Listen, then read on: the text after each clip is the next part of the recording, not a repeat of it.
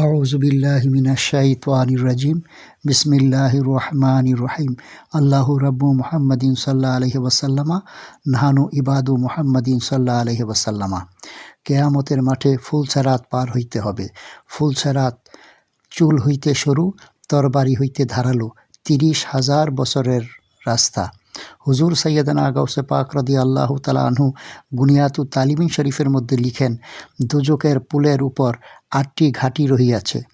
আল্লাহর বান্দাগণ পুলসেরাত অতিক্রম করার সময় প্রথম ঘাঁটিতে উপস্থিত হইলে তাহার ঈমান সম্বন্ধে জিজ্ঞাসা করা হইবে। মোমেন হইলে উত্তর দিতে পারিবে, অন্যথায় সেখানে হইতেই দোজখে পতিত হইবে। তৃতীয় ঘাঁটিতে উপস্থিত হইলে তাহার অজু এবং নামাজ সম্বন্ধে প্রশ্ন করা হইবে। যদি সে যথার্থভাবে অজু ও নামাজ আদায় করিয়া থাকে তবে মুক্তি পাইবে, তা না হইলে দোজখে পড়িয়া যাইবে। তৃতীয় স্তরে পৌঁছিলে জাকাত সম্বন্ধে জিজ্ঞাসা করিবে। রীতিমতো জাকাত আদায় করিলে পরিত্রাণ পাইবে, অন্যথায় ওইখানে আটকা পড়িবে। চতুর্থ স্তরে রোজার কথা জিজ্ঞাসা করিবে। সমস্ত রোজা ঠিকভাবে আদায় করিলে এখান হইতে মুক্তি পাইবে, নতুবা ওইখানেই দোজখে পতিত হইবে। পঞ্চম ঘাঁটিতে হজ ও উমরাহ সম্বন্ধে প্রশ্ন করা হইবে।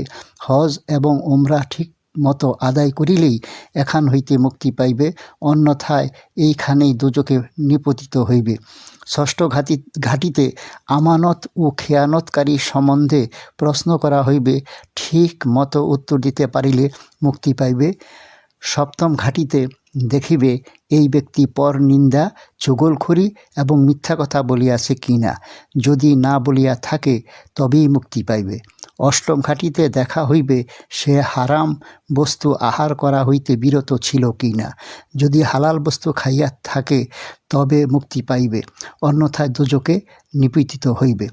আল্লাহ পাক জাল্লা শানুহু আম্মা নওয়ালহু রাসূলে পাক সাল্লাল্লাহু তাআলা আলাইহি ওয়াসাল্লামার উসিলায় ফুলসেরাত আমাদেরকে সুন্দর সুষ্ঠুভাবে পার হওয়ার তৌফিক দান করুন। আমিন। ওয়া আখিরুদ দাওয়ানা আনিল হামদুলিল্লাহি রাব্বিল আলামিন।